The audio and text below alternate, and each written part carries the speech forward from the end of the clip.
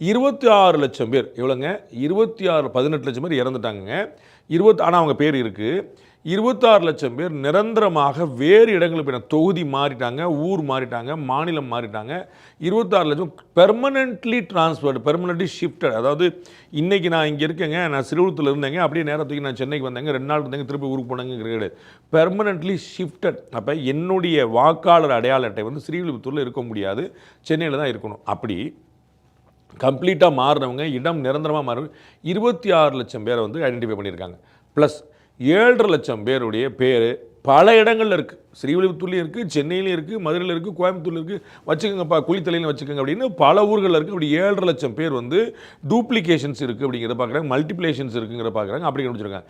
இப்படி மொத்தமாக 51 லட்சம் பேர் கண்டுபிடிச்சிருக்காங்க. எவ்வளோங்க? 51 லட்சம் பேர் இது மாதிரி இறந்தவர்கள், நிரந்தரமாக டிரான்ஸ்ஃபர் ஆனவர்கள், டூப்ளிகேஷன் அப்படின்னு கண்டுபிடிச்சி பெயர் நீக்கப்பட்டது மட்டும் 51 லட்சம் பேர்.